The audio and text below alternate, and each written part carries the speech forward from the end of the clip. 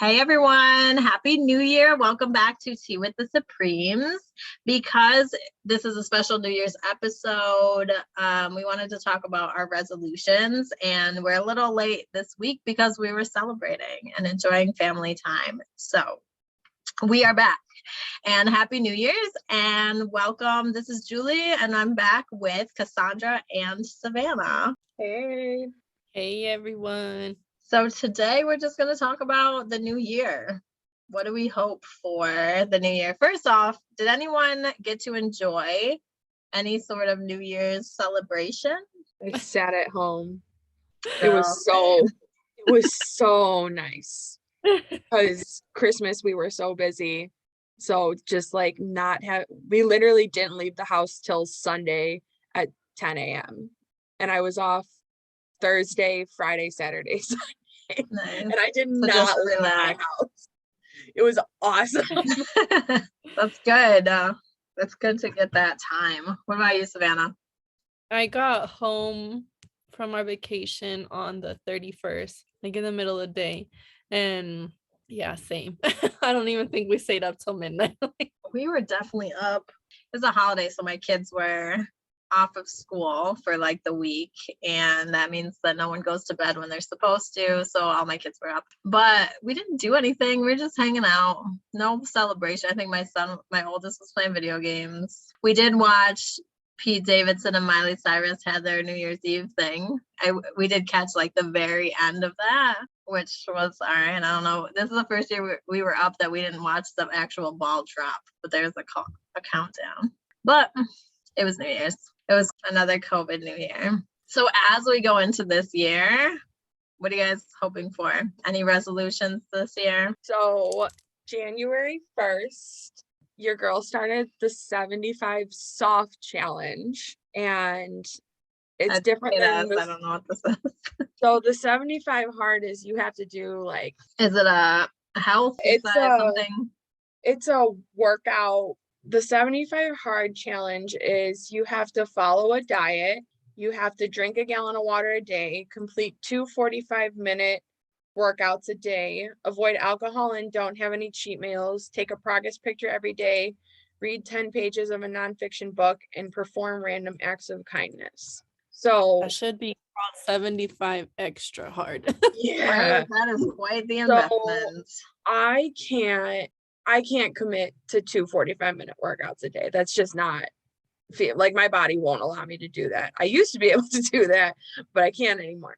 So I am doing the 75 soft challenge. So that's 1 30 to 45-minute workout a day, drinking 3 liters of water, which is 102 ounces of water. So it's just under a gallon. Only 1 cheat meal a week. So, but eating healthy, otherwise only drinking on social occasions, which I don't even drink that much anyways. Reading 10 pages of a book every day, which I actually have really enjoyed, and I'm only 4 days in, and taking a progress picture every day. And so far, I'm doing good. I've done my workouts. I've drank my water. We meal prepped on Sunday, and I've been eating all my meal prep. So I feel like the 75 soft challenge, it's attainable goals for the average person. So what is the 75? Like, what is it? Is it for 75 days or is it? Yeah. Oh, I'm sorry. Okay. Yes. It's for 75 days. Gotcha. That's still 2 months? 2.5 Yeah. months. Like 2.5 months. Yeah. So well, good for you. That's good for you, Cass. We're proud of you. Yes, that was quite the undertaking. I also think it's cute that you said it's attainable for the normal person. I'm like, I don't know. It is. For the average person, I feel like you can commit. I mean, it takes me 20 minutes to read 10 pages of a book. If that 15-20 minutes, it's like an hour of your day that you just commit to you know? So that's how I see it. Yeah. Good for you. I don't know. I'm not the average person. That's so hard. I know. I'm thinking like that's a bit much. No, but that's awesome though. In my younger days, maybe. You're challenging yourself, though. That's awesome. Yes, for real. That's the thing, to challenge yourself. is the biggest thing. Like, I don't usually do resolutions, but I did like set one this year. Actually, a couple, but only one that's like real defined. And this is going to sound ridiculous to probably most people, if not all people. I have never in my life done a pull-up. I have like weak arms. They've never been anything but weak. And I don't do anything to make them more firm. But my son is like super gym oriented, works out constantly, therefore has all of the gear. Like, we have a 80-pound punching bag and a speed bag and a weight bench and all that, all that stuff. So there's no reason I couldn't like at least try to do that and get to the point where maybe I can do a pull-up. That's my goal, to try to do one pull-up. Ideally, I'd do more, but realistically, even when we did the president's test when I was in like elementary school, I could do the little arm hang, but I can never do a pull-up. So that's my physical goal for the year. Same. I could never do a pull-up. Well, I could do assisted. My personal trainer asked me, like, he's like, what's your goal out of this? I'm like, honestly, like, I don't set a goal because I feel like if I reach it, I'm gonna be like, okay, I'm done. Like, I just want to continue. But he's like, you don't want to get more flexible? I'm like, well, I guess so. I'm like, I want a little bit of everything. I was like, oh, I want to do a pull-up. Yeah. So now I can do one. Good for you. It's hard, and it like takes more than just. It's so hard. Yeah. It's like the hardest thing I've ever had to do. So that's the plan, to work up. Because here's my thing. I'm in my mind, I'm like, if that's my goal, in order to reach that goal, it's going to require additional changes, not just working out or not just working my arms. So if I keep my eye on that one goal, everything else will have to funnel in there. So I don't have to set goals for all these other exercises, like X amount of time or whatever a day. But I know that in order to meet that one goal, I have to keep pushing towards being more fit.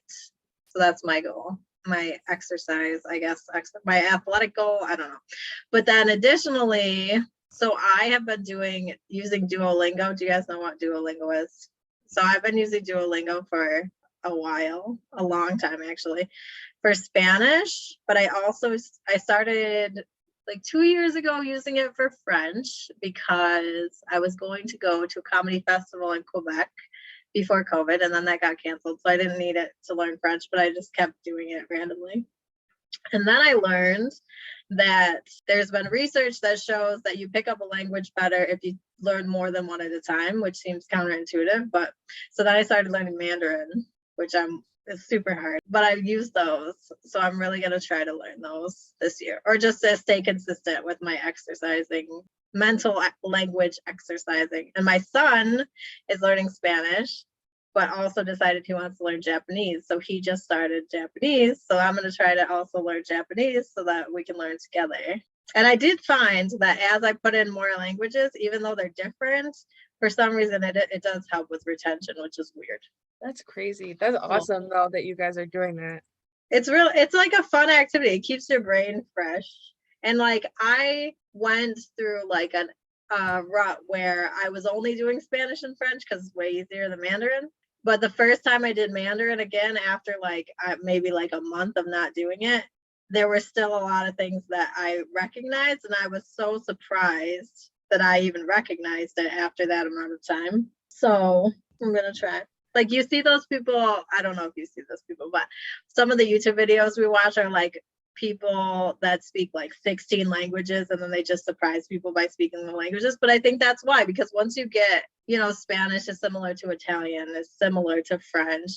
Once you get different areas of the world and learn their language, the other languages kind of come with it, so you can learn a lot more.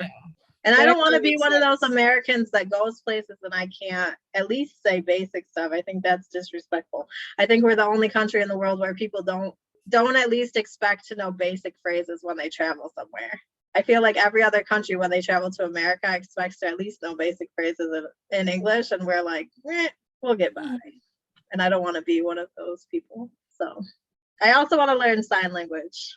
which I found a good app for. I'm still unclear how whether, like, I've heard you need to learn sign language from someone who's in the deaf community, but I don't know how you necessarily know that if you're learning online, if they're like legitimate the way they phrase and such. So speaking of sign language, so what I did, I had a friend who was like really into sign language in high school. So we would like learn how to sign songs by just watching sign language videos of like deaf people signing them on YouTube. And that's like Well, a way that's a good that we idea. learn. That's a way we learn. So I can sign Hot and Cold by Katy Perry. Like it's nobody's business. Very nice. So, but that's how, like, I feel like that's how you learn, is through like those little, Yeah. it's like a language dialect, it's just Yeah. like those little things. That's a good idea, because I've learned, like, I know a bunch of individual vocabulary, but I looked at an app recently and it was, because it's not the same, like they phrase it different than English often, or there's words missing, and the speed at which they move their hands and transition from one side to another and such, like you wouldn't know unless you actually saw someone doing it. But so songs are a really good idea. Or like watching those, I love watching the concert at like the rap concerts, watching Oh those like, yeah. interpreters just like rock out, like Yeah. Have you seen the video of the one who was interpreting Cardi B's? Cardi B, yeah. Yes. Oh my gosh, that was hilarious. Amazing. Mm-hmm. Jobs that I'm jealous of. Your resolutions are I'm like, should I even say mine? Just kidding. Mine is all language based, and it's only because Duolingo takes like 5 minutes, and I can do it from my phone. That's another reason I like it, because I get notifications on my phone, so I can literally do it like anywhere, like walking to school. I'm waiting to pick up my son from school, like in the 5 minutes that I am not doing something, like the notification will pop up, and it's easy for me to fit in, because that's the hardest part, is finding the time. Yeah. So what about you? What are yours? I didn't really like set legitimate one. Like I just knew this year I wanted to pay off my debt besides student loans. That doesn't count. A big no. I'm there with you. That's Student loans are way just far a in the necessary future. evil that will exist forever. Yeah, but other than that, like I think it's attainable for me, and that's my goal. And just continue what I started in this past year, like going to the gym consistently and doing good in school, and I don't know, just those types of things, continuing what I started. I mean, that's big. That's lofty in itself, being able to continue to do well and drive. Yeah, sometimes the motivation is not there, but I'm just trying to do it. Just continuing to be awesome. Yes. Which I feel like is lofty, like paying off debt.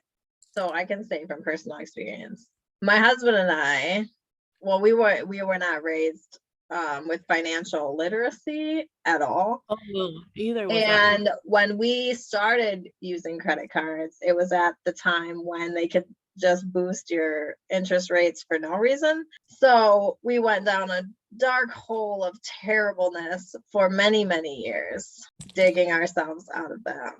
So it's like a struggle. That's a process. So that's a lofty goal, and that's good. I mean, I recommend it, just it's not the easiest thing to do. And no, school loans don't count, because I owe a ton. Or my mortgage, like right? Mm-hmm. Yeah, but that's stuff that's working for you. But yeah, any other debts, it's hard to stay debt free, especially now. It's crazy with kids and everything else. Luckily it's not too intense, but it's something that I feel like I just want to get it done. It does feel so good, like when you know you're debt free, or when you go when you go to do something that they're gonna run your credit, and like my credit is bomb. So like I have bomb credit. That's where I'm lucky. Like it's so nice to know like that, because some people don't. And like I've seen people that have they've purchased cars at like interest rates that are, I can't even, like they're paying like $300+ a month for like a Cavalier or some junk. And I'm like, what? I can't. I just feel so bad for them. Like you're just getting just taken because your credit is so bad. Yeah, no, I had like when I turned, because one of my family members like used my social since I was like underage. So when I turned 18, like my credit was shit. So Yeah. I had to fix it all on my own, and now it's really good. So Yeah. It's the process. Mine was like that too. And now it's for now we're doing good. yes, it is a process. So But good for you. That's a good resolution. So yeah, hopefully just be productive this year. That's my plan. Just continue to be better. I had for one of my classes, I had to interview someone that inspires me, and I interviewed our collective mentor. And one of the things she said was, I always try to be in a space. I always try to go through a door that leads to a space with more doors. And I was like, I love that. And that's like my goal for this year and beyond. Just continue to seize opportunities and grow this year. I think we've done pretty good. I think We're so going too. through a pandemic and everything else. I feel like collectively we've done pretty good. And kept a 4.0 GPA. Who is like, she? yes. Right. Is she? Right. Who are they? Right. The Supremes, obviously. Yeah. That part. Very nice. What are we looking forward to? Because I know there's at least one big event that I am well aware of coming up in 2022. What are you guys looking forward to this year? Obviously, my wedding. We're all looking very much forward to Mhm. my wedding. No, I'm looking forward to that. I'm looking forward to internship because, oh, I didn't tell you guys. This is a great place to tell you guys. I got the internship I wanted Yay, at the community center. congratulations. I was So- muted, but I cheered for you. That's awesome. And just professionally develop myself into an awesome counselor. Like all of this is finally like coming to a head, and like as I get closer to it and I'm thinking about it, like I'm scared, but it's the type of scared where like it's fueling me. You know what I mean? So yeah, big stuff. That's awesome. Big, awesome stuff. Big life-changing stuff. It's a big year for you. Good for you. What about you, Savannah? What's your year? What are you most looking forward to? I'm like, I don't even know. I mean, this year and I are going on like a little trip to like this. I wouldn't say it's a festival. I don't know. Like it's like a weekend of concerts. Was that a festival? I don't know. I've never been to one, but him and I are going, and we have never like gone on vacation, just him and us, and left the kids. So I'm looking forward to That's that. big. That's super fun. Good for you. It's different. I feel like it makes you so much younger when you vacation. Like for the first time in a long time, because my husband and I didn't we just couldn't financially, we couldn't do it. And then like we didn't live by family, so like leaving our child with someone a whole whatever. And the first time we did, we're like, we got to do this more often. Yes. Just you can do the young silly stuff, like you don't have to be the mature one. You can do stuff that you wouldn't do with your kids around, and just have fun and be silly. And although you forget that they're not there, and you be checking on stuff that you don't need to. But I know, I'm like, I don't even know how we're gonna be. Like, how do I be someone besides someone's mom? I don't know. I'm so ready. We're planning a vacay too. We haven't been as a family, haven't gone anywhere in quite some pre-COVID times. And then we're planning a trip without the kids because my kids have been home for far too long. So I love them very much, but I am more than happy to send them to a family member's house so that I can go with my husband and enjoy some vacation, adults vacation, relaxation. So hopefully, fingers crossed, that we're still able to. Yeah, hopefully it doesn't get crazy again. We shall see. But yes, I'm looking forward to that this year too. And beyond that, I'm not really sure. I like 22. I like even numbers for some reason, so I feel like it's going to be a good year. Don't quote me on this because things have gone off the rails. We're putting it into the universe. But 22 is going to be a good year. Good vibes for 2022. Wonderful. So with that, welcome to the new year, everyone. We are so happy that you're still with us. We are on the struggle bus with you guys, the same as everyone else, you know, getting through everything day by day. And we are fortunate to have each other, and we're happy to have all of you as part of our virtual family. So stick with us this year, and we will see you on Sunday for our Spotlight Sunday. Bye. Bye, everybody.